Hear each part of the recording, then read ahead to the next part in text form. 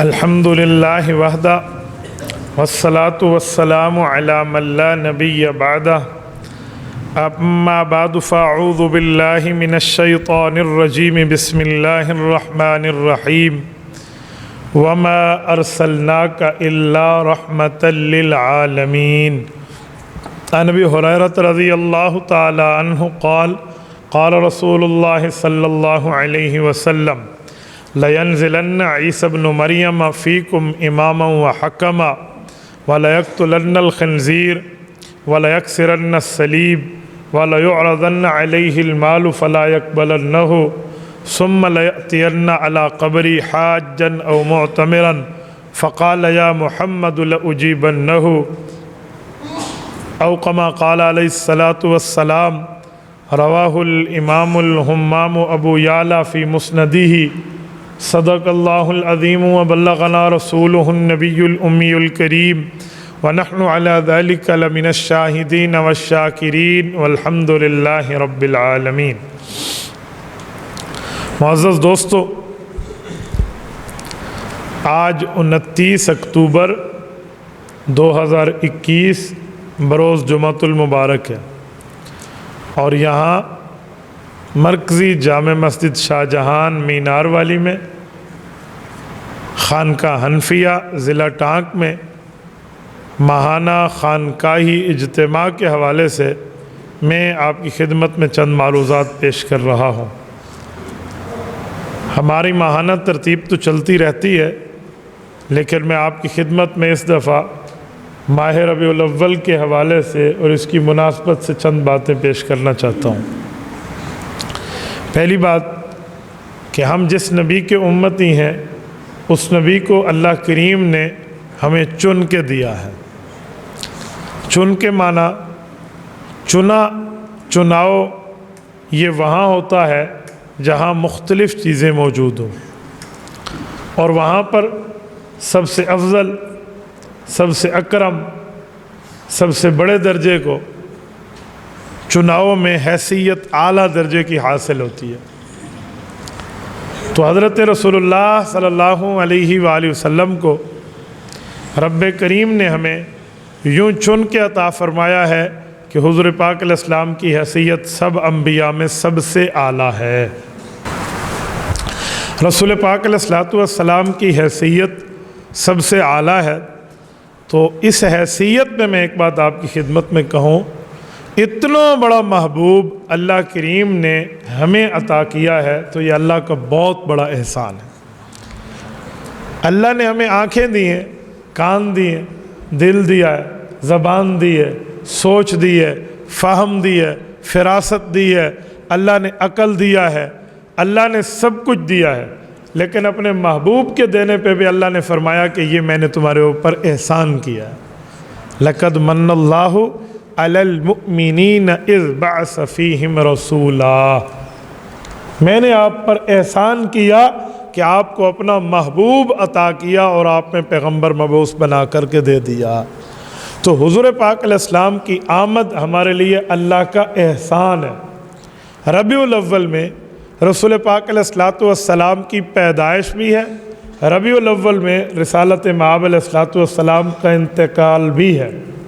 حضور علیہ السلام دنیا میں آئے ہیں، وہ بھی مہینہ ربیع الاول کا ہے۔ رسول اقدس دنیا سے رخصت ہوئے ہیں، یہ بھی مہینہ ربیع الاول کا ہے۔ حکیم الامت، مجدد الملت حضرت مولانا اشرف علی تھانوی اللہ اس کی قبر پہ کروڑوں ارب رحمت نازل فرمائے، خطبات میلاد النبی جلد نمبر 5 جو ہے یہ خطبات حکیم الامت کی، اس میں ایک عجیب جملہ تحریر فرماتے ہیں۔ وہ فرماتے ہیں کہ میں نے غور کیا کہ پیدائش بھی اسی ماہ میں، وفات بھی اسی ماہ میں، اللہ نے ہر چیز حضور پاک کی پر حکمت بنائی ہے، پر وجہ بنائی ہے، جسے کہتے ہیں لاجیکل ہے۔ تو یہ کیا ہے کہ ایک ہی ماہ میں پیدائش بھی ہے اور وفات بھی ہے، 63 سال کا درمیان میں وقفہ ہے۔ تو کہتے ہیں اس کی ایک وجہ ہے کہ اللہ نے اس امت کو ایک لقب دیا ہے۔ دوسرا پارہ سورت نمبر 2 سورۃ البقرہ آیت نمبر 143، پہلا صفحہ دوسرے پارے کا، اللہ کریم فرماتے ہیں وَكَذَلِكَ جَعَلْنَاكُمْ أُمَّةً وَسَطًا، کہ آپ امت اعتدال ہو، آپ اعتدال والی امت ہو، نہ آپ میں افراط ہے کہ بڑھا دو، نہ آپ میں تفریط ہے کہ دین کو گھٹا دو، بلکہ آپ اصلی دین والے ہو تو آپ اعتدال کی امت میں ہو۔ تو فرمایا اللہ نے ایک ہی مہینے میں رسول اللہ کی آمد اور حضور کے جانے کو رکھ کے ہمیں بتایا کہ تمہیں نہ آمد کی اتنی خوشی ہو کہ تم اتنے خوشی سے حال حال کرو کہ تمہیں رسول اللہ کے جانے کا غم بھول جائے، اور نہ غم میں اتنے مصروف و مشغول ہو جاؤ کہ تمہیں آمد کی خوشی کا خیال نہ رہے، اعتدال پہ رہو۔ یہ رسول اللہ صلی اللہ علیہ وسلم کی پیدائش اور وفات ایک جگہ رکھ کے، تو میرے دوستو اس سے ایک مسئلہ حل ہو جاتا ہے۔ جو لوگ ہمیں کہتے ہیں کہ ہمیں تو پیدائش کی خوشی منانی چاہیے، وفات کا غم تو 3 دن کا ہوتا ہے، تو بھائی وفات کا غم واقعی 3 دن کا ہوتا ہے، میں مانتا ہوں، لیکن پیدائش کی خوشی کتنے عرصے کی ہوتی ہے؟ یہ بھی تو شریعت سے ایک حوالہ پڑھ کے سنا دیں۔ آپ ہمیں وفات کے غم کا حوالہ بتاتے ہیں کہ حدیث میں ہے، حضور نے فرمایا وفات کا غم 3 دن کا ہے، ہاں اگر اس کی بیوی ہے تو وہ 4 ماہ 10 دن وہ غم میں رہے گی، یہ حدیث آپ نے پڑھی ہے۔ اب بسم اللہ کرے ذرا پیدائش کی خوشی بھی ایک حدیث ہمیں پڑھ کے سنا دیں کہ وہ 1400 سال تک چلے گی، وہ کتنا عرصہ چلے گی؟ ذرا اس کا کوئی ثبوت ہو، کوئی پروف ہو، کوئی ایویڈنس ہو، کوئی حوالہ ہو۔ اس پر کوئی حوالہ نہیں۔ اچھا ایک بات اور کہوں، اگر رسول اللہ کی آمد پہ خوش ہونا اور خوشی منانا ایک جیسا ہوتا تو شریعت میں ثبوت ہوتا۔ حضور کی آمد پہ خوشی ہے لیکن اس خوشی کو منایا جائے اس کے لیے دلیل چاہیے۔ رمضان المبارک کے آنے پہ آپ کو اور ہمیں خوشی ہے یا نہیں ہے؟ بولیے۔ جب رمضان آتے ہیں ہم خوش ہوتے ہیں نہیں ہوتے؟ تو خوشی مناتے بھی ہیں، جلوس نکالتے ہیں، رمضان کی آمد مرحبا، رمضان کی آمد مرحبا، ہم کہتے ہیں؟ ہم نہیں کہتے۔ ہم رمضان کی آمد پہ خوش ہوتے ہیں۔ خوشی منانے کے لیے دلیل چاہیے۔ کیا حضور اور صحابہ نے منائی ہے؟ کیا شریعت میں اس کا امر مندوب ہے؟ وہاں نہیں ہے۔ جمعۃ المبارک کی آمد کی ہمیں خوشی ہے، جمعہ سید الایام ہے، دنوں کا سردار دن ہے، خوش ہوتے ہیں، لیکن منانے کے لیے تو دلیل چاہیے۔ تو بھائی رسول اللہ کی آمد پہ ہر مسلمان خوش ہے۔ حضور پاک کی آمد پہ وہ کون ہوگا جو خوش نہیں ہوگا؟ شاید وہ کوئی مسلمان ہی نہ ہو۔ رسول اللہ کی آمد پہ تو خوشی ہے لیکن اس خوشی کو منانا، اس کے لیے دلیل دے دیں کہ حضور نے منائی ہے۔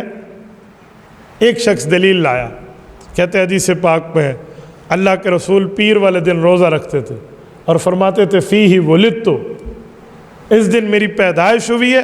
تو حضور نے روزہ رکھ کے عید منائی ہے، خوشی منائی ہے۔ میں نے کہا جی ایک بات، پیر والے دن خوشی منائی ہے؟ کہتے جی ہاں۔ تو میں نے کہا تم بھی ہر پیر والے دن روزہ رکھ کے خوشی منا لیا کرو کہ ہمارے پاک پیغمبر کی پیدائش کا دن ہے، تو روزہ تو نہیں رکھتا۔ تو جس دن خوشی مناتا ہے حلووں کی دیگوں کا بندوبست کرتا ہے، تجھے تو مانڈوں کی ترتیب چاہیے۔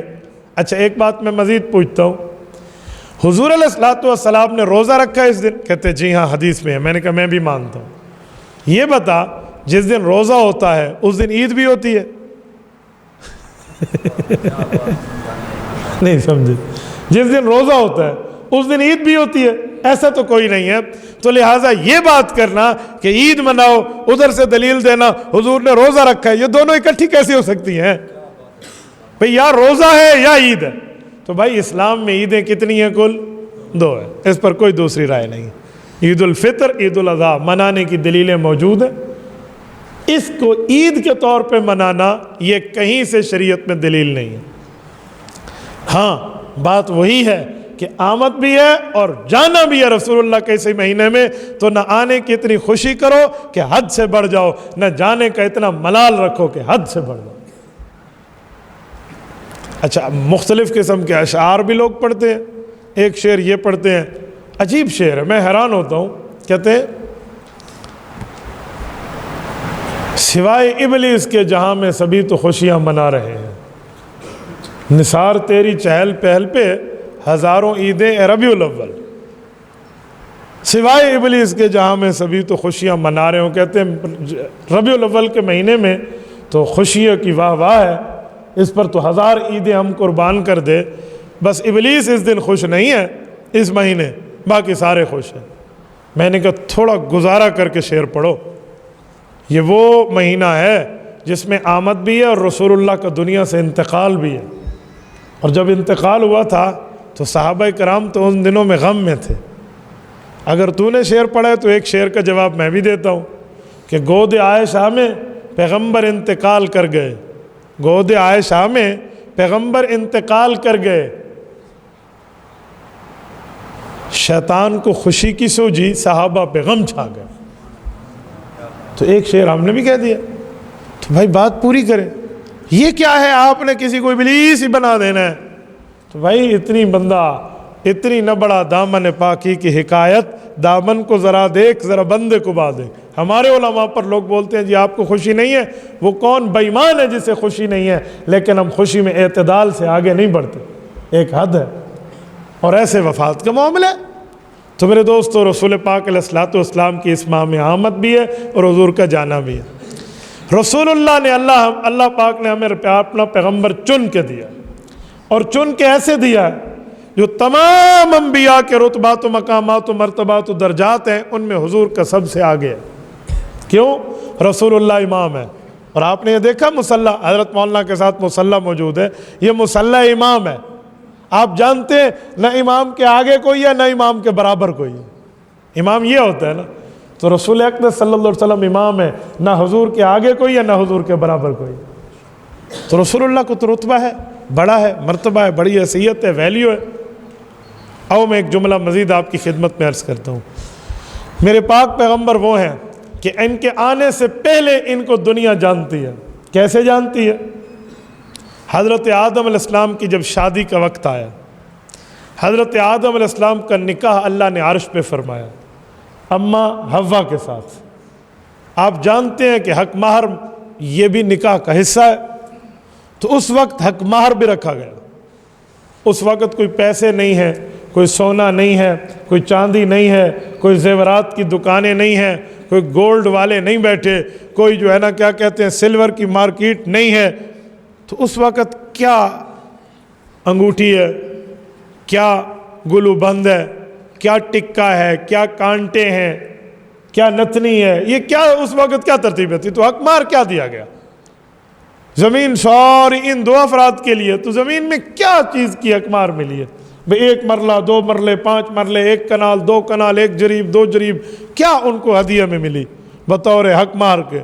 میں نے اس کو بڑا تلاش کیا، بڑا ڈھونڈا، بڑے بڑے جگہ حوالہ جات دیکھے کہ حق مہر کیا ہے۔ حضرت آدم علیہ السلام کا جد الانبیاء ہے، جد و نا ہے، ہمارے پیغمبر، ہمارے ابو الانسانیت ہے، تو ان کی شادی کا حق مہر، ان کی شادی کا حق مہر ایک ہی ملا ہے حوالہ۔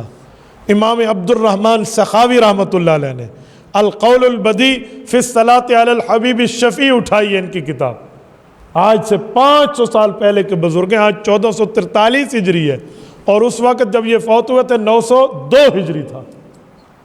تو انہوں نے اپنی کتاب کا مقدمہ اٹھائیں، وہ لکھتے ہیں حضرت آدم علیہ السلام نے جب حق مار دیا تو اللہ کی طرف سے حضرت آدم کو القاء ہوا کہ جو آپ کی نسل سے آخر الزماں پیغمبر آئیں گے ان پر 10 مرتبہ درود پاک پڑھ لو، آپ کی بیوی کا حق مار ادا ہو گیا۔ یہ حق مار ہے۔ تو سرور کائنات صلی اللہ علیہ وسلم وہ نبی ہیں، آنے سے پہلے ان کے تعارف کرائے جا رہے ہیں، نہیں سمجھے؟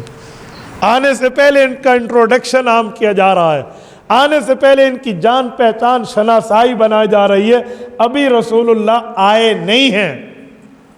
اچھا یہاں میں رک کے ایک مسئلہ بھی بتا دوں، شاید کوئی سنتے ہوئے ادھر سے اپنی طرف سے مسئلہ نکال لے۔ میرے بیانات سے لوگ اپنے مسئلے بھی اپنے اپنے طریقوں پہ نکال لیتے ہیں، مفتی صاحب نے ایسے کہا ہے، تو شاید کوئی کہے جب میرا نکاح ہوگا بیوی کو حق مہر کے بدلے میں سورۃ بقرہ سنا دوں گا، چلو بھی جان چھٹی، 10 مرتبہ درود ان نے پڑھا تھا لہذا میں 100 بار پڑھ لوں گا تو میرا حق مہر ادا ہو جائے گا۔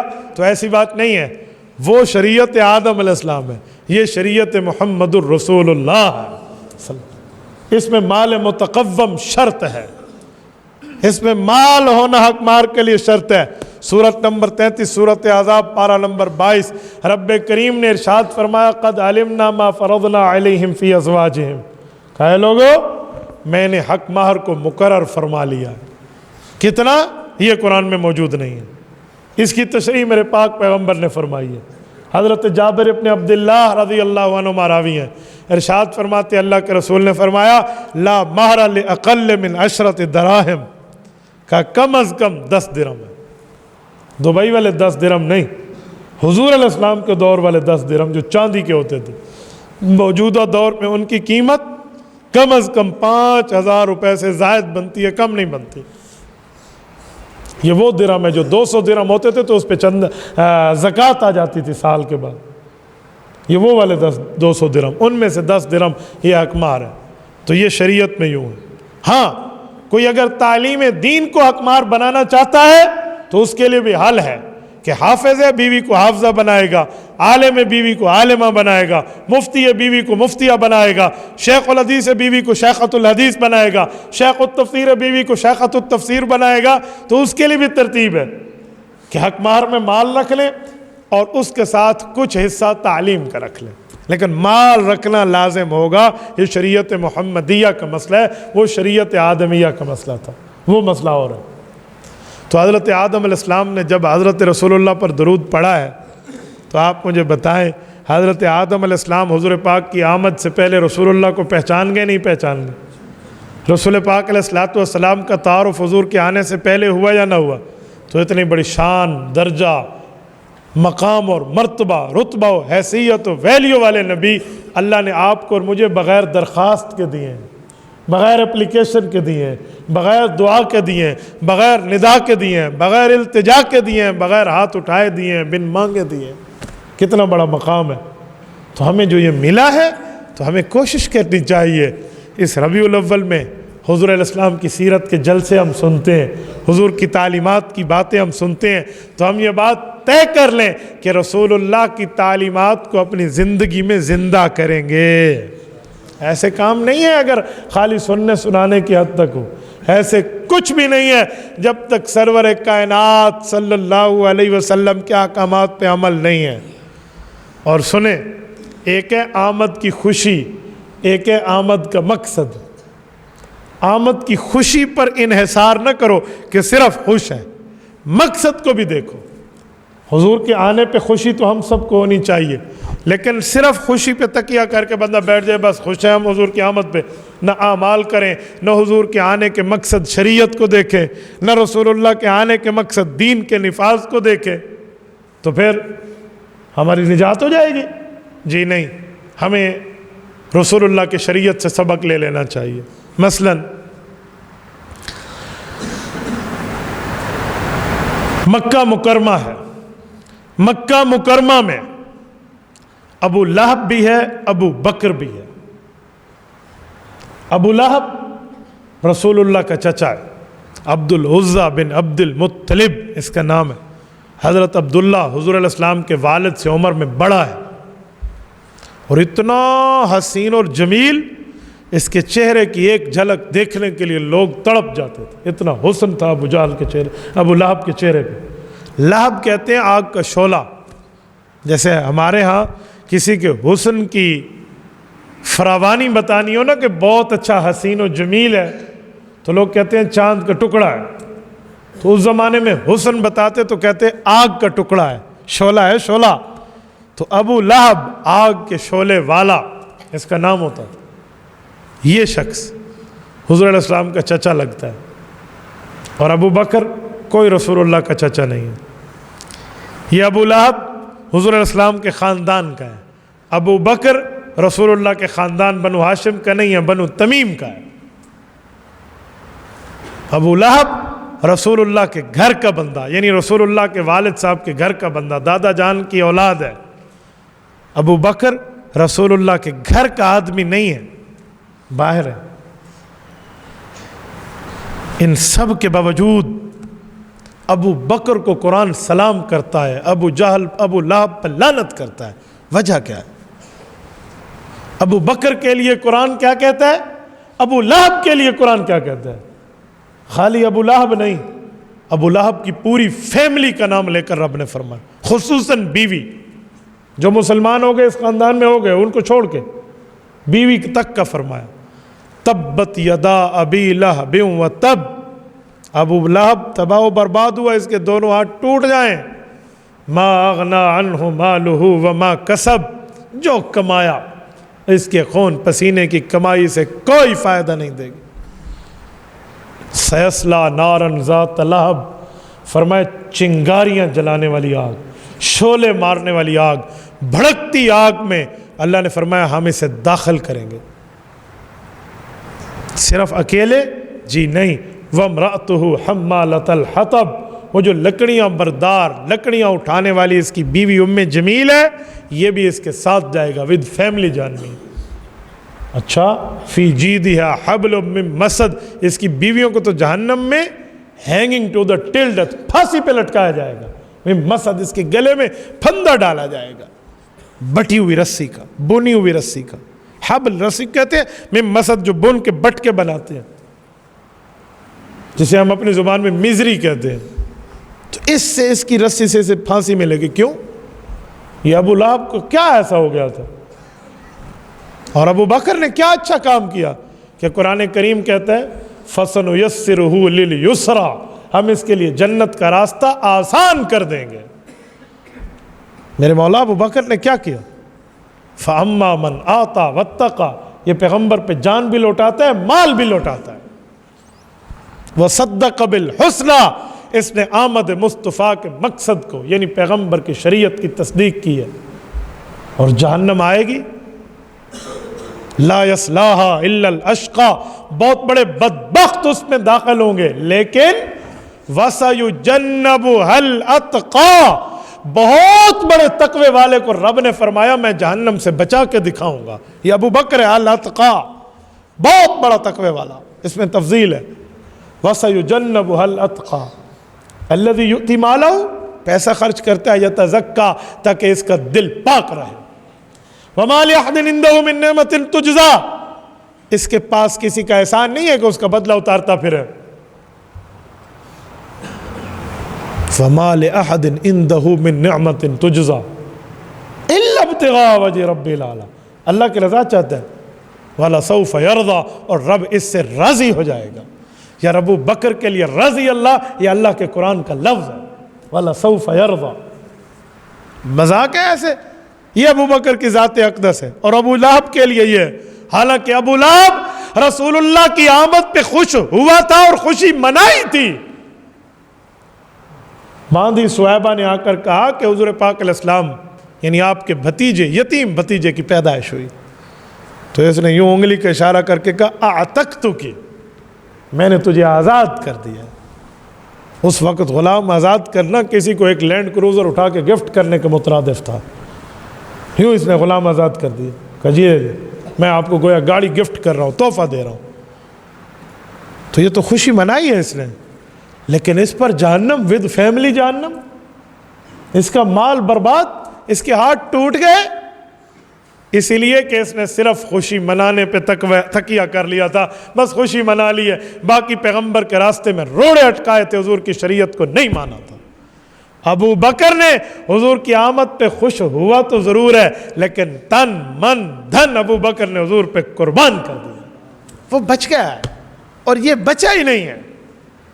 تو اصل آمد مصطفیٰ کا مقصد ہے، اصل صرف آمد نہیں ہے۔ آئے تو ہیں حضور، کس لیے آئے ہیں؟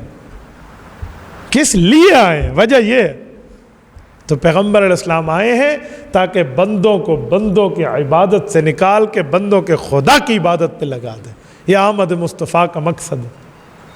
تو مقصد آمد مصطفیٰ ہے یہی کہ ہم لوگ سرور کائنات صلی اللہ علیہ وآلہ وسلم کے آنے کے مقصد کو اپنی زندگیوں میں زندہ کر لیں، یہ ہمارے اندر ہو، یہ ہمارے اندر مقامات مرتبات ہوں، اور اس بات کو ہم ایکسیپٹ کریں، اس کو اپنی زندگی میں لائیں، شب و روز میں لائیں، لیل و نہار میں لائیں، اور رسول اللہ صلی اللہ علیہ وآلہ وسلم کی ذات اقدس کے آمد کے مقاصد پر ہم نے عمل نہ کیا تو ہم کوئی کامیاب نہیں ہیں،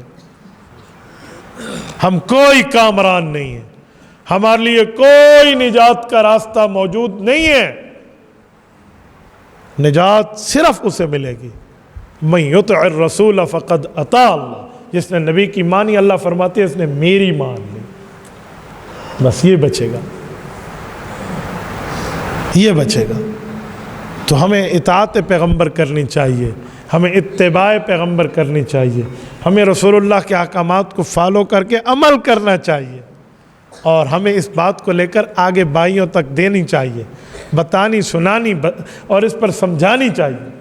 یہ ہے آمد کے مقاصد۔ شرک سے بچ جاؤ، کفر سے بچ جاؤ، بدعت سے بچ جاؤ، گناہ سے بچ جاؤ، ماں باپ کی نافرمانی سے بچ جاؤ، پیغمبر کی نافرمانی سے بچ جاؤ، اللہ کے احکامات کو توڑنا چھوڑ دو، جھوٹ بولنا چھوڑ دو، شراب چھوڑ دو، زنا چھوڑ دو، گناہگاری چھوڑ دو، سود چھوڑ دو، قتل نہ حق چھوڑ دو، کسی کا حق مارنا چھوڑ دو، کسی کو تکلیف دینا چھوڑ دو، ہر قسم کی برائیوں کو، دوسرے کے حقوق پہ ڈاکے ڈالنے معاملات کو چھوڑ دو، سچے بن جاؤ، مواحد بن جاؤ، سنت پہ عمل والے بن جاؤ، محبت پیغمبر والے بن جاؤ، اطاعت رسول والے بن جاؤ، صحابہ اہل بیت کی عزت والے، عقائد کو ٹھیک کر کے ٹھیک رکھنے والے بن جاؤ، اور اسی طرح نکاح والے ہو جاؤ، گناہ سے بچو، اللہ کے احکامات پہ عمل والے ہو جاؤ، سچ بولنے لگ جاؤ، نمازوں کی پابندی اور دوسرے کے حقوق دینے کا خیال کر لو، آپ کامیاب ہو جاؤ۔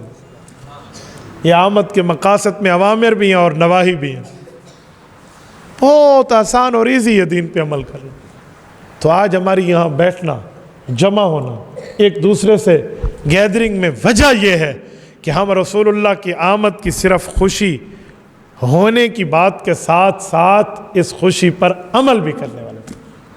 ہم یہاں سے اٹھے تو اپنی زندگیوں میں دین کو زندہ کرنے کا جذبہ لے کر اٹھے، اپنے گھر بار میں، کاروبار میں، معاملات میں، اٹھک بیٹھک میں، آنے جانے میں، معاشرت میں، معیشت میں، ہر جگہ پیغمبر علیہ الصلوۃ والسلام کے احکامات ہو، اور ہر جگہ یہ سچ کی دعوت ہو، سچائی کا پھیلانا ہو۔ وہ کہتے ہیں نماز سے مت کہے مجھے میں نے کام کرنا ہے، تو کام سے کہے مجھے نماز پڑھنی ہے۔ تو یہ مزاج بن جائے، اور یہ مزاج پیغمبر کے صحابہ کا بنا۔ رسول پاک صلی اللہ علیہ وسلم نے اپنے صحابہ کرام کو جو کچھ سمجھایا، جو بتایا، جو سنایا، اور جو دین دے کر رسول اللہ نے صحابہ کو رٹوایا، پیغمبر کے تمام صحابہ نے پوری زندگی ایک عملی شکل بن کے دنیا تک دین پہنچایا، دنیا تک۔ ایسے نہیں فرمایا کہ کسی ایک زمین کے کونے میں میرا کوئی صحابی دفن ہوگا، قیامت میں جب لوگوں کی قبریں کھلیں گی، لوگ نکلیں گے، تو وہ صحابی اس علاقے والوں کا قائد بن کے اللہ کے دربار میں لے آئے گا۔ میرے دوستو، پھر اللہ اعزاز بھی دیتا ہے، دنیا میں بھی عزتیں دیتے ہیں، آخرت میں بھی عزتیں دیتے ہیں۔ اللہ من چاہی کو چھوڑ کے رب چاہی پر آ جائے بندہ۔ کسی نے کہا جنت جانا کتنا مشکل یا کتنا آسان ہے؟ انہوں نے کہا بہت آسان ہے۔ کہا وہ کیا؟ کہا ایک قدم اپنی خواہشات پہ رکھو، دوسرا قدم جنت جاتا ہے، اور جہنم جانا بھی بہت آسان ہے کہ ایک قدم شریعت کی مخالفت کے معاملات پہ رکھ دو، دوسرا قدم جہنم جاتا ہے۔ اللہ محفوظ فرمائے۔ تو بہت آسانی سے آپ کر سکتے، بہت زبردست طریقے سے دین پہ عمل اپنی زندگیوں میں زندہ کرنا، اپنی زندگیوں میں معاملات میں رہنا بہت اچھا۔ ہم صرف تعریف مصطفیٰ کے تو پل باندھ دیتے ہیں جو ہمارے لیے تو راہ نجات ہے، لیکن اس تعریف کے ساتھ اس تعریف والے نبی کے احکام کو عمل میں بھی لے آئیں، وہ احکام شریعت میں بھی آ جائیں، ورنہ خالی منہ کی باتیں رہیں گی، خالی زبان کی حد تک رہے گا۔ اور میرے دوستو، میں ایک بات آپ کو سمجھانے کے لیے کہتا ہوں، اس لیے ہمارے علماء کہتے ہیں کہ درود پاک کا زیادہ اہتمام کریں، درود پاک زیادہ پڑھیں۔ اس کے کئی فوائد ہیں نا، ان میں ایک فائدہ یہ بھی ہے کہ رسول اللہ کو اپنا محسن مان کے حضور پر ہم درود پڑھتے ہیں، رسول اللہ کو اپنے اوپر احسان کرنے والا مان کے ہم درود پڑھتے ہیں، تو پھر اس میں دو فائدے ہیں، ایک رسول اللہ کے لیے درود بھی ہے، اور ایک حضور پاک کی آمد کی قدر بھی ہے۔ تو اس پر بندے کو اجر ہے، اس پر بندے کے لیے بہتری ہے، اس پر آدمی کے لیے راہ نجات ہے۔ تو یہ ترتیب ہم رکھیں گے تو ہم کامیاب ہیں، اور یہ نہیں رکھیں گے ہم کبھی کامیاب ہیں۔ اللہ تعالیٰ آپ کو اور ہمیں صراط مستقیم عطا فرمائے، دین پر اللہ ہمیں مضبوط فرمائے، دین اسلام پہ عمل کرنے والا بنائے، اپنے اعمال، اپنے احکام اور پیغمبر علیہ الصلوۃ والسلام کے طور اور طریقے پہ عمل کرنے والا بنائے۔ جزاکم اللہ تعالی۔ بسم اللہ الرحمن الرحیم۔ افضل الذکر لا الہ الا اللہ محمد الرسول اللہ صلی اللہ تعالی علیہ وعلی آلہ وصحابہ وبارک وسلم۔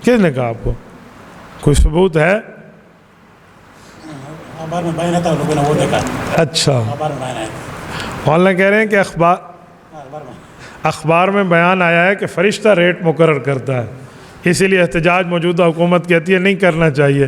تو انہیں کہو پچھلی دور حکومت میں فرشتے مار گئے تھے، پھر پہلے دور حکومت میں بھی وہی مقرر کرتے تھے. آپ کہتے تھے جب مہنگائی ہو جائے تو وقت کے وزیر اعظم چور ہے، تو اب وہ جواب آپ کیوں نہیں ہمیں بتاتے؟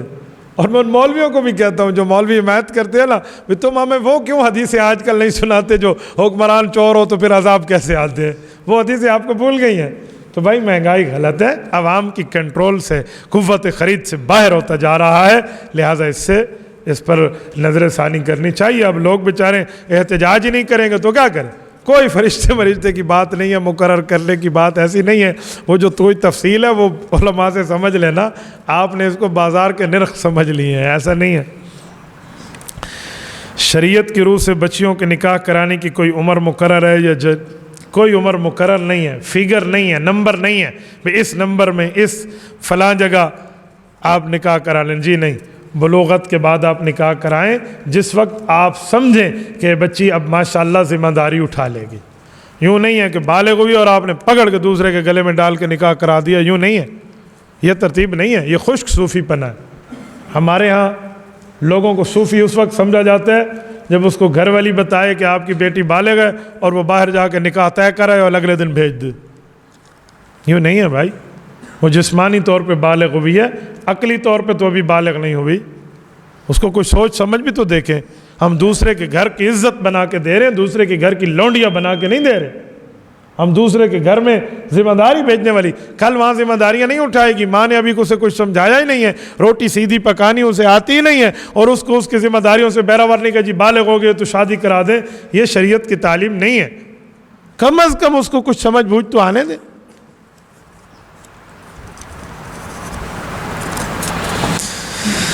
امام کی تقلید کیوں ضروری ہے؟ یہ 4 امام کس دور میں پیدا ہوئے؟ کیا علم و عمل کی بنیاد پہ انسان امام بن سکتا ہے؟ P T O. واہ. امام ابو حنیفہ کے مسلک کو چھوڑ کر دوسرے امام کی تقلید کر سکتے ہیں؟ نہیں تو کیوں نہیں؟ یار ایڈا اوکھا سوال ہی ہوتے ہیں. امام کی تقلید اس لیے ضروری ہے کہ جو بندہ دین کا ماہر نہیں ہے نا، تو اسے یا تو دین کا ماہر بننا پڑے گا یا ماہر کی بات کو ماننا پڑے گا. سورۃ ملک آیت نمبر 10 پارہ نمبر 29 رکوع نمبر 1 صفحہ نمبر 1 29 پارے کا. اللہ رب العزت فرماتے ہیں کہ جہنمی جب جہنم میں جائیں گے تو 2 خواہشات کریں گے کہ اے کاش ہم یہ 2 کام کر لیتے تو جہنمی نہ ہوتے. وَقَالُوا لَوْ كُنَّا نَسْمَعُ أَوْ نَعْقِلُ مَا كُنَّا فِي أَصْحَابِ السَّعِيرِ. نَعْقِلُ أَوْ نَسْمَعُ. نَعْقِلُ کا معنی سمجھ جانا، نسمع کا معنی سن لینا، مان لینا، یعنی میری بات سنی گئی یعنی مان لی گئی. تو حضرت شاہ عبد العزیز محدث دہلوی رحمۃ اللہ علیہ اس آیت کی تفسیر میں، تفسیر عزیزی کے اندر قرآن کی تفسیر میں لکھتے ہیں کہ ناقل سے مراد دین کا ماہر مجتہد بننا ہے، اور نسمع سے مراد اس کا مقلد بننا ہے. تو جہنمی جہنم میں رو کے کہہ رہے ہوں گے یا تو ہم دین کے ماہر ہوتے، مجتہد ہوتے، دین پہ عمل کرتے، یا مجتہد نہ ہوتے، اس مجتہد حق، اس امام برحق کی بات کو تسلیم کرتے تو جہنمی نہ ہوتے. تو اس لیے جہنم سے بچنا ہے تو یا تو ماہر خود بنیے دین کے، یا پھر دین کے ماہر کی بات کو مانیے. اسی لیے ضروری ہے. 4 امام کس دور میں پیدا ہوئے؟ امام ابو حنیفہ صحابہ کے دور میں پیدا ہوئے. امام صاحب کے بارے میں پہلی روایت ہے کہ سن 80 ہجری، ایک روایت ہے سن 70 ہجری، ایک روایت ہے سن 60 ہجری. 3 قول ہیں. صحابہ کا زمانہ ختم ہوا ہے 110 ہجری پہ. 70 ہجری کا 80 ہجری کا قول لیں تو 30 سال، 90 100 110 30 سال امام حنیفہ نے صحابہ کا زمانہ پایا. سن 70 ہجری کا قول لیں تو 80 90 100 110 40 سال امام حنیفہ نے صحابہ کا زمانہ پایا. اور 60 ہجری کا قول لیں تو کمال ہی ہو جائے کہ 70 80 90 100 110 50 سال، آدھی صدی امام ابو حنیفہ نے صحابہ کا زمانہ پایا. ٹھیک ہے، باقی ائمہ ان کے بعد کے ہیں. تو امام ابو حنیفہ ائمہ میں سید التابعین ہیں، تلامذہ صحابہ ہیں، تلمیذ صحابہ ہیں، صحابہ کے شاگرد ہیں، حضور علیہ السلام کے شاگرد کے براہ راست شاگرد ہیں. باقی ان کے بعد آئے. امام شافعی رحمۃ اللہ علیہ کی پیدائش سن 150 ہجری میں ہے، صحابہ کرام کے جانے کے 40 سال بعد. اور امام مالک رحمۃ اللہ علیہ کی پیدائش سن 93 ہجری میں ہے. ان نے صحابہ کی زیارت تو نہیں کی لیکن 93 ہجری میں پیدائش ہے. اور امام احمد بن حنبل رحمۃ اللہ علیہ کی 204 میں پیدائش ہے. انہوں نے بھی صحابہ کی زیارت نہیں کی، لیکن وقت کے ائمہ ہیں. شریعت میں 4 قسم کی گنجائشیں ملتی تھی جو اللہ نے ان چاروں میں پوری کر دی ہے، یا حنفی یا شافعی یا مالکی یا حنبلی. یہ دیکھو مسجد شاہ جہان میں اندر آنے کے لیے 6 دروازے ہیں، 6 میں جس دروازے پر آؤ آپ مسجد آؤ گے. اس طرح قرآن کریم پڑھنے کے 7 طریقے ہیں، جس طریقے پر پڑھو آپ قرآن پر پڑھو گے. تو سنت نبوی پہ عمل کرنے کے 4 طریقے ہیں، حنفی شافعی مالکی حنبلی، جس پہ عمل کرو آپ حق پہ آؤ گے. یہ 4 راستے پر حق ہے. ٹھیک ہے، علم و عمل کی بنیاد پہ انسان امام بن سکتا ہے. بھائی اب امام بن ہی جائے تو کیا کر لے گا؟ جن کے اوپر جتنی تحقیق شریعت کی صحابہ نے اپنے شاگرد امام ابو حنیفہ سے کرا کے لکھوا کے ہمیں دلا دی، باقی ائمہ نے بچی سچی کسر کو پورا کر دیا. اب کوئی نئی شریعت آئے گی کہ نیا امام بن کے کوئی کرے گا؟ جتنا بڑا امام بھی بن جائے اسی تحقیق کو ہی مانے گا جو صحابہ کرام کے شاگردوں کی لکھی ہوئی ہے. کوئی اپنی طرف سے تو نہیں بنائے گا. بن بھی جائے تو کون سا بڑا مسئلہ ہے بھائی؟ امام ابو حنیفہ کو چھوڑ کے دوسرے امام کی تقلید کر سکتے ہیں؟ اگر نہیں تو کیوں؟ میرے بھائی سب سے پہلی بات ہے کہ آپ امام صاحب کی تقلید کیوں چھوڑ رہے ہیں؟ وجہ تو بتائیے. قرآن کریم کی 7 قراتیں ہیں نا، آپ ایک قرات کو چھوڑ کے دوسری پہ عمل کر رہے ہیں، کیوں؟ حق سمجھتے ہو یا باطل سمجھتے ہو؟ اگر باطل سمجھ کے دوسری قرات پہ آ رہے ہیں تو غلط ہے، کیونکہ پہلی بھی حق ہے. اور اگر حق سمجھ کے آپ دوسری قرات کو اختیار کریں تو دلیل چاہیے. بھئی میں یہ کپڑے بدلنا چاہ رہا ہوں، کیوں؟ یہ بھی تو کپڑے ہیں. یا تو کہو میلے ہیں، یا تو کہو سردی ہے پتلے ہیں. کوئی دلیل دو، اس میں کمزوری کیا ہے امام صاحب کی فقہ کو چھوڑ کے؟ ابو حنیفہ کی تقلید میں ہے مزہ، کیوں میں پتے چباؤں سمر چھوڑ کے؟ اس سے ہٹ کے آپ جاتے کیوں ہیں؟ آپ کوئی ریزن دیں. نمبر 1 ریزن آپ دیں گے، اور اس ریزن کے میں 110 انشاءاللہ جوابات دوں گا. رہی یہ بات کہ آپ ریزن لے بھی آؤ تو میں اگلی بات کرتا ہوں. آپ یہاں پہ بیٹھے ہوئے شافعی بن جائیں، مالکی بن جائیں، حنبلی بن جائیں تو آپ کا نقصان ہوگا. کیوں؟ ادھر مالکی علماء نہیں ہیں، شوافع کے علماء نہیں ہیں، حنابلہ کے ماہرین بزرگ نہیں ہیں جن سے آپ سن کر دین کے اوپر عمل کرو. تو آپ حنفیت بھی چھوڑ بیٹھو، باقیوں کے بزرگ یہاں ہو نہیں تو نہ ادھر کے رہے نہ ادھر کے رہے، نہ خدا ہی ملا نہ وصال صنم، کہاں جائیں گے آپ؟ تو آپ کسی ایسے ایریا میں مستقل رہ رہے ہیں جہاں حنفی علماء نہیں ہیں. آپ کو اگر تحقیق چاہیے تو آپ شافعی علماء کے پاس جائیے، آپ وہاں مستقل شافعی بن جائیے. کون منع کرتا ہے آپ کو؟ لیکن آپ اس جگہ میں ٹھہر کے جہاں پر باقی ائمہ کرام کے فقہ کے ماہرین موجود نہ ہو تو پھر اس کا معنی آپ کے دل میں کچھ اور من میں چل رہا ہے. او بلی تھیلے کو باہر کڈو، وہ اصل میں بات کیا ہے وہ نکال کے لائیں. ٹھیک ہے، اللہ آپ کو خوش رکھے. ایک بندہ انہوں ہی بتایا کرو ذرا پرچیاں گنتا رہے. مفتی صاحب ایک فریق دوسرے فریق پہ دعویٰ کرتا ہے کہ فلاں نقصان آپ کی وجہ سے ہوا. اس آدمی نے کہا، وہ آدمی کہتے ہیں کہ ہم نے کہا نہیں، دونوں مسجد میں قرآن پاک پہ ہاتھ رکھتے ہیں، مسجد میں جانا جائز ہے. کس حد تک؟ ذہن میں رکھیں کہ دعویٰ 2 نہیں کرتے، دعویٰ ہمیشہ ایک کرتا ہے. دوسرا یا انکار کرتا ہے یا اقرار کرتا ہے. دونوں دعویٰ کرتے ہیں کہ کیا ہوگا؟ دونوں دعویٰ کرتے ہیں. صورتحال آ سکتی ہے لیکن بہت کم. اس کی مثال بھی میں دیتا ہوں. ایک کہے گا تو نے میری چوری کی ہے، دوسرا کہے گا نہیں کی. تو ایک دعویٰ ہے جسے مدعی کہتے ہیں، ایک وہ ہے منکر جسے مدعا علیہ کہتے ہیں. تو جو دعویٰ کر رہا ہے ایک دلیل اس کے ذمے ہے، وہ ہے ثبوت اور گواہ. یہ گواہ لائے، کیونکہ دعوے دار کے پاس گواہ. البینۃ علی المدعی، حضور نے فرمایا مدعی آدمی جو دعویٰ کرے گا وہ گواہ لائے گا. اور اگر اس کے پاس گواہ نہیں ہے تو اس کا پہلو کمزور ہو جائے گا. تو پھر والیمین علی من انکر، جو مدعا علیہ ہے جو انکار کر رہا ہے، پھر ہم اس سے قسم لیں گے. اگر مدعی نے گواہ پیش کر دیے، مدعا علیہ کی قسم کا کوئی اعتبار نہیں ہے، مدعی سچا ہو جائے گا. جھوٹے گواہ بھی دیے تو اللہ پوچھے گا، لیکن دنیا میں اس کے حق میں فیصلہ آئے گا. یا تو گواہوں پہ جرح آ جائے پھر بات ہے. اور اگر مدعی کے پاس گواہ نہیں ہے، پھر مدعا علیہ نے قسم اٹھا دی تو پھر اس کو سچا کہا جائے گا، چاہے مدعی خود کو کتنا سچا کہتا رہے. یہ صورتحال دیکھیں. جس نے دعویٰ کیا ہے وہ گواہی پہ دلائل لائے، اس کے پاس گواہ نہیں ہے تو جو دوسرا ہے وہ صرف قرآن پہ ہاتھ رکھ دے تو وہ سچا کہلائے گا پھر. ٹھیک ہے، دونوں ایک چیز پہ دعویٰ کریں. ایک بندہ کہ یہ بیٹا میرا ہے، ایک کہ یہ میرا ہے، تو دو بندوں نے تو دعویٰ کر لیا، پھر دونوں سے ثبوت مانگیں گے. اور وہ بیٹا جس خاتون سے ہوگا اس سے بھی ہم قسم تو لے سکتے ہیں نا. تو دونوں ایک بندے کے بارے میں دعویٰ کریں، وہ بہت آسان صورتحال ہوتی ہے. یہ علیحدہ علیحدہ کی ہے. جائز کام پہ قرآن اٹھانا جائز ہے لیکن مناسب نہیں ہے. کیوں آپ کو خواہ مخواہ سے قرآن کو باعث اطفال بنا کر تختہ مشق بنا ہوا ہے؟ جب کسی عذر کی وجہ سے شادی نہ ہو، شہوت حد سے بڑھ جائے، گناہ میں مبتلا ہونے کا اندیشہ ہو، تو گناہ سے بچنے کے لیے جب مجزنی کرتا ہے تو مجزنی کرتے وقت کسی لڑکی کو تصور میں لا کے تصور رانی میں ہم بستری سے بنی خارج کرتا ہے، کیا یہ عمل زنا کے زمرے میں تو نہیں آتا؟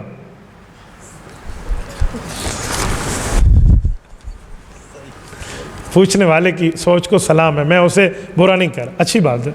وہ بیچارہ گناہ میں بھی چھوٹا اور بڑے گناہ کا فرق پوچھنا چاہ رہا ہے. نہیں، سوال پہ کسی کو غلط نہیں کہنا چاہیے، سوال ان کا حق ہے.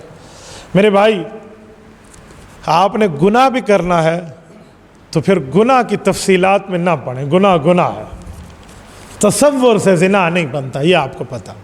کر کام اب غلط رہے، لیکن ایک نہیں 1 کروڑ لڑکیوں کا بھی خیال اور تصور آپ کے دماغ میں آیا ہے، یہ تصوراتی زنا ہے، یہ زنا نہیں ہے. ٹھیک ہے نا؟ ہمارے ایسے کئی خشک صوفی ہیں، وہ کہتے ہیں اپنی بیوی کے ساتھ بھی کوئی خاوند سویا ہوا ہو اور خیال کسی اور عورت کا لائے تو زانی بن جاتا ہے. میں نے کہا تھوڑا گزارا، زانی بن جاتا ہے تو پھر اس کے بچے کو کہو یہ حرامی ہے، پھر حلالی نہ کہو نا، زانی ہے. پھر اس کے والد کو ولد الزنا کہو.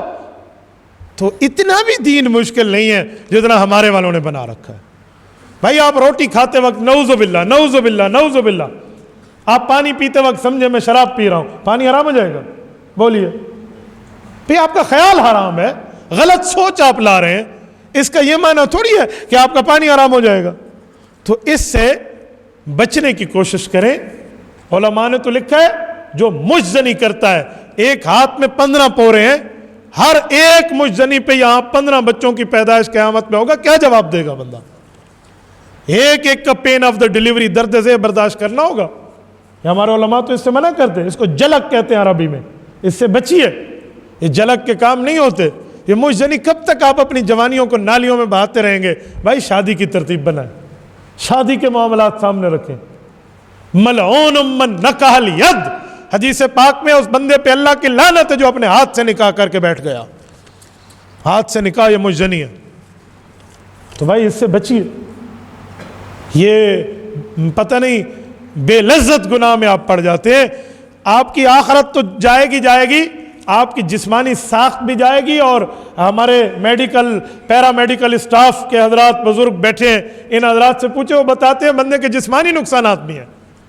راندے قابل ہی نہیں رہا بندہ، بیوی کے قابل بھی نہیں رہے گا. آپ کی شادی نہیں ہو رہی، الٹا آپ نے کام الٹا کرنا شروع کر دیا. کل شادی ہو بھی گئی نا، آپ اسی پہ گزارا کریں گے پھر. تو اس لیے اس کاموں سے بچیں، یہ بہت بری عادت ہے. اچھا، مجزنی سے بچنے کا طریقہ بھی آپ کو بتاتا ہوں. آپ کہیں گے کیسے بچے؟ تنہائی میں نہ بیٹھیں. جب بھی بیٹھیں کسی نہ کسی کے ساتھ 2 4 5 بندوں میں گیدرنگ میں بیٹھیں. گھر میں جائیں بہن کے ساتھ، بھائی کے ساتھ، اماں کے ساتھ بیٹھیں، تنہائی میں نہیں. کمپیوٹر گھر میں رکھا ہے، لیپ ٹاپ رکھا ہے، موبائل رکھا ہے، تنہائی میں استعمال نہ کریں ورنہ شہوت رانی آپ کے دماغ پہ چڑھ جائے گی. کبھی تنہائی میں نہیں. آپ برآمدے میں بیٹھ کر اپنا کام کریں نا، جو اسکول کا کام کرنا ہے کمپیوٹر پہ، جو آفس کا کام کرنا ہے لیپ ٹاپ پہ آپ کریں. کبھی بھی آپ کسی کے سامنے دعوت گناہ دیتے ہو تو بندہ ڈرتا ہے. تو کبھی تنہائی کے معاملات میں نہ رکھیں. اور رات کو کبھی اکیلے کمرے میں نہ سوئیں. ٹھیک ہے؟ اس کے 2 نقصان ہیں، ایک آپ کی جان جائے گی اور دوسرا اس پلیت حالت میں جن آ گیا تب بھی آپ کی جان جائے گی. ٹھیک ہے؟ پلیت حالت ہی تو جن پوندن نہ آدن میں کو پٹھا ہاتھ لگے. ایک بندہ میرے پاس ہے، مجھے کہنا الٹا ہاتھ لگا مجھے جن کا. تو میں ہنسا، بھی سیدھا ہاتھ نہیں لگا. انہوں نے کہا نہیں وہ الٹے وقت لگا ہے. مجھے تھوڑا سا ایسے میں نے کہا وہ الٹا وقت کون سا ہوتا ہے؟ کہتے پلیت حالت میں ہاتھ لگے. وہ پلیت وقت میں شیطان کے آنے کو الٹا ہاتھ کہتے ہیں. یہ پتہ نہیں کیوں آپ الٹا ہاتھ تھے. تو ایسے ہی بنا ہوا ہے، کوئی الٹا ہاتھ نہیں ہے. تو الٹا ہاتھ آ گیا تو پھر کیا کریں گے آپ؟ تو اس لیے گیدرنگ میں سونا دیکھیں. تو اس طرح ترتیب پہ رکھیں، آپ مجزنی کی مصیبت سے بچ جائیں گے. جب آپ بچ جائیں گے تو پھر آپ کی شادی تک آپ کو ٹائم مل جائے گا۔ اور اس کا ایک اسلامی طریقہ بھی ہے۔ رسول پاک علیہ السلام نے فرمایا من استطاع منکم الباءۃ فلیتزوج فإنہ اغض للبصر واحسن للفرج۔ لوگوں، نوجوانوں، شادی کی طاقت رکھتے ہو تو شادی کرو، نہیں کر سکتے فعلیہ بالصوم، پھر مسلسل روزے رکھو، فإنہ لو وجاء، یہ آپ کے لیے ڈھال بن جائے گا۔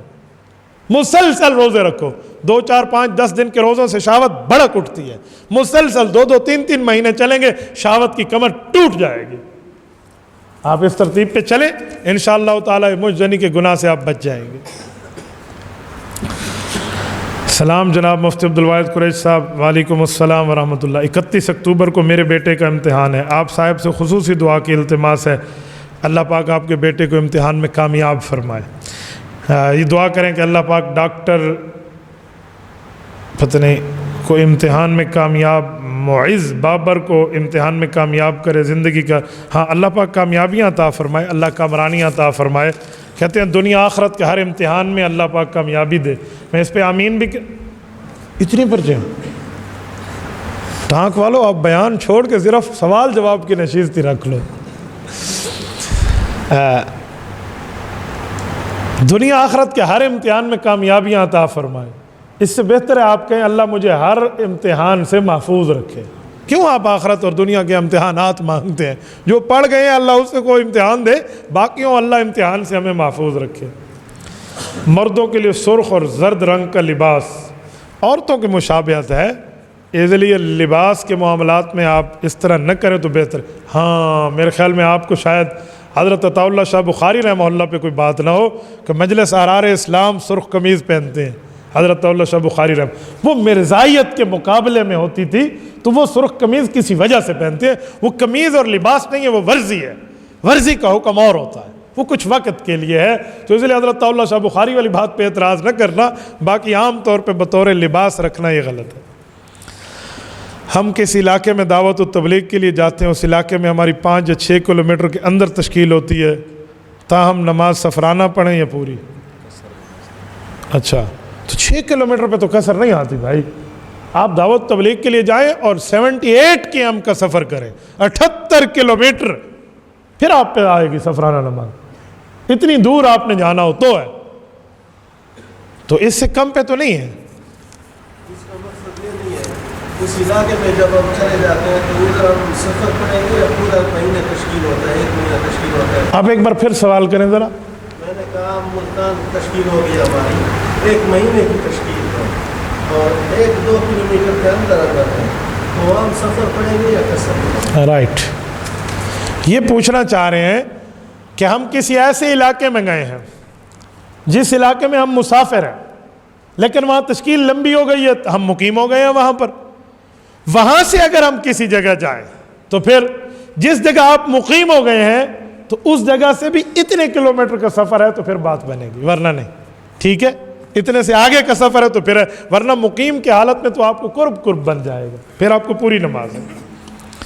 حضرت بلال نے اذان نہ دی، صبح نہ ہوئی، یہ سچ ہے یا جھوٹ ہے؟ نصرت فتح علی خان کا جھوٹ ہے،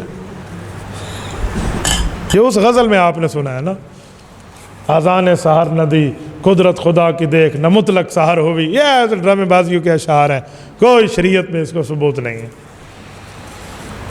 انگلیاں چٹخانے کے بارے میں اسلام کیا کہتے ہیں؟ انگلیاں چٹخانا جائز ہے، مسجد یا نماز کے اندر نہیں کرنا چاہیے، باقی کوئی منع نہیں ہے۔ لوگ کہتے ہیں انگلیاں چٹخاؤ گے یہ شیطان کا معاملہ ہے، نماز میں ہے، نماز کے علاوہ نہیں ہے۔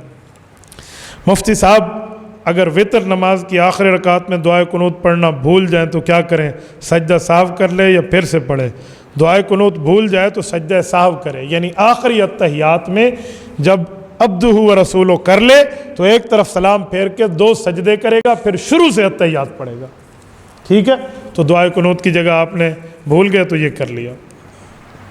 مفتی صاحب میری دکان ہے، کوئی شخص مجھ سے کوئی چیز خریدے، اس چیز سے کوئی 2 نمبر چیز بنائے، اس چیز کو 1 نمبر کہہ کے بیچے، ایسے شخص کے ساتھ کاروبار کرنا جائز ہے؟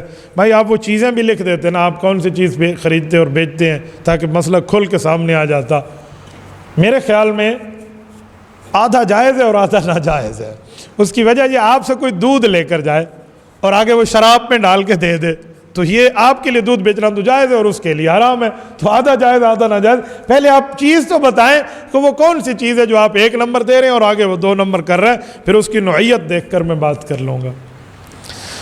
مفتی صاحب، آج کل غریب عوام کے لیے سرکاری آٹا 20 کلو تھیلا 1100 میں یوٹیلٹی اسٹور والے اور ملوں سے اور دکانداروں کو بیچتے ہیں، دکاندار وہی آٹا 48 کلو گٹو میں ڈال کے مہنگا بیچتا ہے، کہ آٹے کی خرید و فروخت کے بارے میں حکم فرمائیں۔ دیکھیں، سستی چیز لے کر مہنگی بیچنا ایک صورت میں جائز ہے، وہ صورت یہ ہے کہ اس پر آپ کی کوئی محنت لگی ہو۔ مثلا آپ کسی جگہ گئے، وہاں سے آپ نے آٹا خریدا ہے اور وہاں سے آپ اٹھا کے لائے ہیں، پھر آپ کا رینٹ لگا ہے، پھر راستے کا کرایہ لگا ہے، جس دکان میں رکھا ہے اس کا کرایہ دینا ہے، اب آپ 2-4 روپے اس کو مہنگا کر کے بیچ دیں تو پھر گنجائش تو ہے، آپ کے لیے کوئی منع نہیں ہے، لیکن اس طرح نہ ہو جو وہاں سے سستی لے کر ایک بندہ لے کر آیا، آپ اسی سستی کو آگے، یہ غلط بات ہوگی۔ جو غریبوں کے لیے آپ وہاں رکھیں، اگر آپ غربا والا حق دکاندار اپنے لیے لے کے آگے بیچ رہا ہے تو یہ غربا کے حق پہ ڈاکہ ڈال رہا ہے، اس کو ایسا نہیں کرنا چاہیے۔ مفتی صاحب، مسئلہ ہم آپس میں ولی بال الف نہیں ہے، والی بال کا کھیل کھیلتے ہیں تو آپس میں ولی بال لگا سکتے ہیں، اس کی رقم جو ہماری ضرورت ہوتی ہے اس پر ہم دوبارہ کھیل سکتے ہیں۔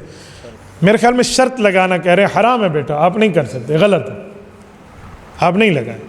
وہ پیسے آ گئے، جس نے جو کچھ کھایا 40 دن نماز کی خیر منائے، پھر یہ تو حرام مال ہے۔ اگر آپ نے یہ گناہ کر لیا تو توبہ کر لیں، اور اگر پیسے موجود ہیں تو کسی غریب کو جا کے دے دو، ثواب کی نیت نہ کرو، ٹھیک ہے؟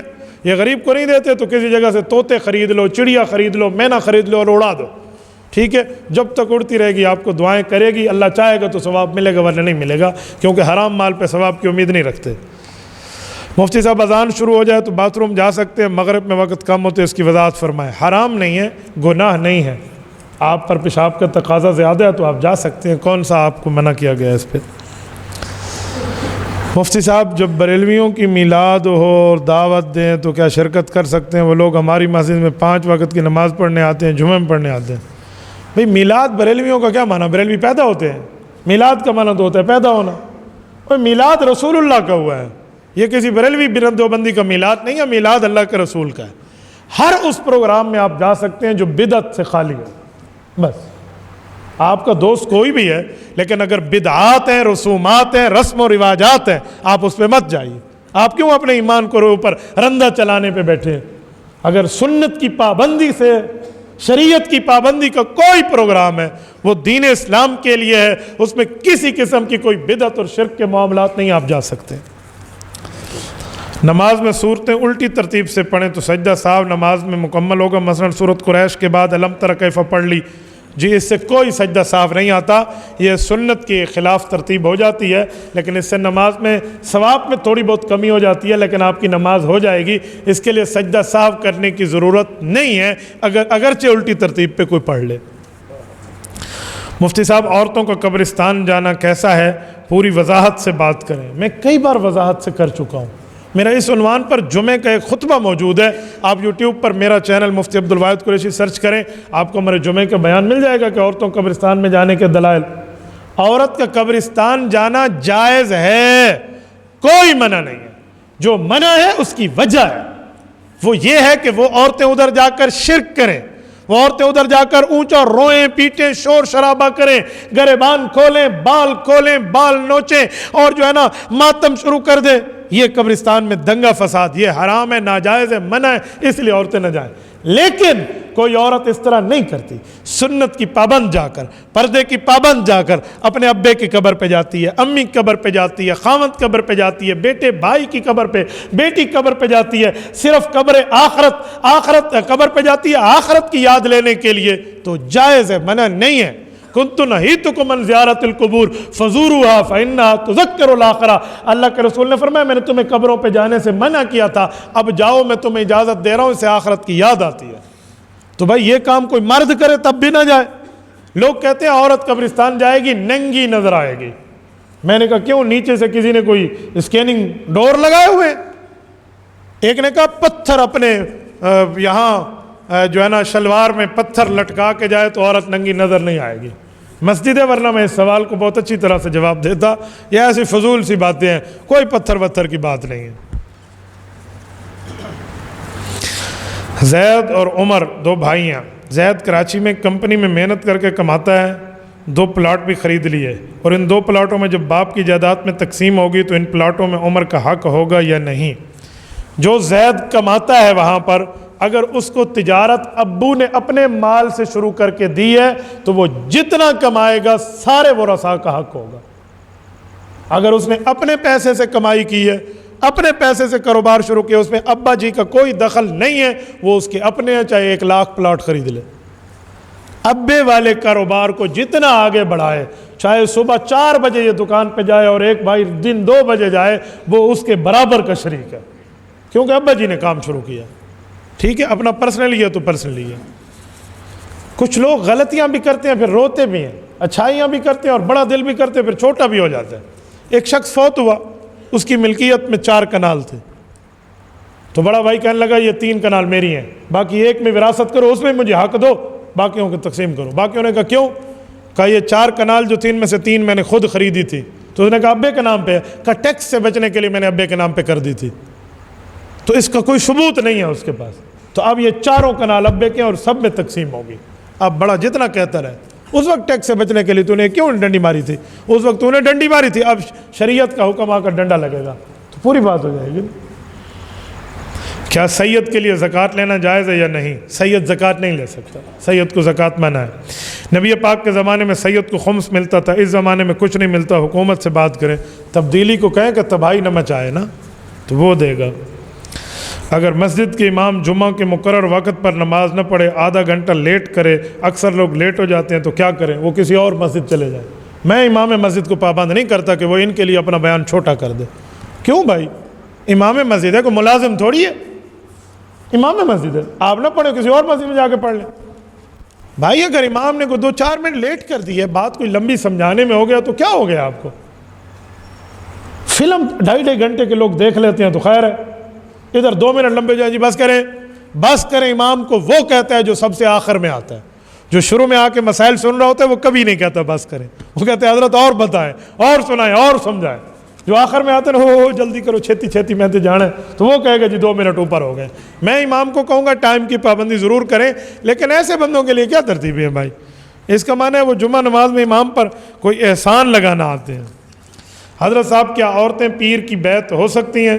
جی ہاں، خواتین پیر کی بیعت ہو سکتی ہیں، لیکن خواتین پیر صاحب کی بیعت ہو سکتی ہیں، لیکن اس کا یہ مطلب نہیں ہے جیسے مرد کو ہاتھ میں ہاتھ ڈال کے کہتے ہیں جی میں داخل ہوتا ہوں سلسلہ چشتیہ نقش بندیہ. عورت یوں نہیں ہے، عورت کے لیے تو اونچی آواز بھی نہیں ہے، مرد ایک طرف بیٹھ کے ان کو کلمات کہلا دے تو بھی ٹھیک ہے. یہ رسول پاک علیہ السلام کے دور میں پانی میں انگلیاں ڈال کے اللہ کے رسول جو بیعت فرماتے تھے، وہ عورت پانی عورتوں کے پاس جاتا تھا، وہ بھی انگلیاں ڈال دیتی تھی تو بات ہو جاتی تھی، بیعت ہو جاتی تھی. اس طرح کی ترتیب تو ہے، یہ ترتیب نہیں ہے جو آپ نے سمجھ لی ہے، جو عام طور پہ لوگ سمجھاتے ہیں کہ پیراں کو لوگ گھر کوئی پردہ نہیں ہوتا. ٹھیک ہے، یہ جو سمجھتے ہیں نا کہ پیر صاحب سے کوئی پردہ نہیں ہو، کیوں بھائی پیر صاحب سے کیوں نہیں ہوتا؟ پیر مرد نہیں ہے تو پیر صاحب سے پردہ ہوتا ہے بھائی، یہ ایسی بات نہیں ہے. لوگ پتہ نہیں پیروں سے کوئی پردے وغیرہ. میں پنجاب میں ایک جگہ تھا، ایک میزبانوں کے ہاں ہم رکے، کسی وجہ سے اس کے گھر سے گزر کے ہم جلسہ گاہ میں جا رہے تھے، ادھر رش ہے، مجمع ٹھہرا ہے، تو اسی علیحدگی والی جگہ سے لے کر جائیں. تو میں نے کہا جی پردہ ہو گیا؟ وہ کہتے ہیں آپ سے کوئی پردہ ہے؟ میں نے کہا جی مجھے ادھر سے ہی لے جائے. تو بھائی یہ کوئی بات ہے؟ پردہ ہوتا ہے. ٹھیک ہے. مفتی صاحب بعض لوگ تو نماز جنازہ جوتوں سے پڑھتے ہیں، اس کا نماز جنازہ ہو جاتا ہے؟ ہاں، اگر جوتے پلیتی نہیں لگی ہوئی تو نماز جنازہ ہو جاتا ہے. پلیتی نہیں لگی ہوئی، پلیتی نہیں لگی ہوئی تو جو ہے نا کیا کہتے ہو سکتا ہے میلا ہونا اور ہے، پلیت ہونا اور ہے. میلا پاک ہی ہوتا ہے بعضوں کا. مولانا تھانوی نے بیشتی غور میں لکھا ہے ایسی صورت میں سفر کی نماز پڑھے. حضرت تھانوی رحمۃ اللہ علیہ کی بات کو ترجیح ہے بھائی. اور بتائیں مفتی صاحب، ہم ذکر میں کلمے کے بعد ہو والا ذکر کرتے ہیں، کیا ہو والا ذکر درست ہے؟ کون کرتا ہے؟ جو کسی سے بیعت ہے اور اس کو شیخ نے اجازت دی ہے تو ٹھیک ہے، ورنہ اس کو پورا پوچھ لینا چاہیے. بھکاری عورت کو خیرات دینا جائز ہے؟ بھکاری مرد کا کیوں نہیں پوچھتے؟ سو گزار لب بھی ہے. بھکاری مرد یا بھکاری عورت؟ بھکاری 2 قسمیں ہیں، ایک وہ ہے کہ وہ ضرورت مند اور مستحق ہے تو آپ اسے دے سکتے ہیں، ایک ہے کہ پیشہ ور ہے، پیشہ ور کو آپ نہ دیں۔ مقدر کے بارے میں تھوڑا سا سمجھائیں، کسی کے مقدر میں ماری نقصان لکھا ہو تو کیا ہوتا ہے؟ دعا سے بدلتا ہے؟ جی ہاں، ہو سکتا ہے اس کے لیے یہ بھی لکھا ہو کہ دعا مانگے گا مقدر میں ماری ٹل جائے گی، تو پھر دعا بھی مانگ لینا۔ تو مقدر میں لکھے ہوئے کے ساتھ ٹالنا بھی تو لکھا ہوتا ہے نا، دو صورتیں، یوں کرے گا تو ہوگا، یوں نہیں کرے گا تو نہیں ہوگا نا۔ تو اس لیے مقدر کو خالی آپ تکیہ کر کے نہ بیٹھیں، اعمال بھی کرنا سیکھیں۔ اقول قولی ھذا واستغفر اللہ وآخر دعوانا ان الحمد للہ رب العالمین۔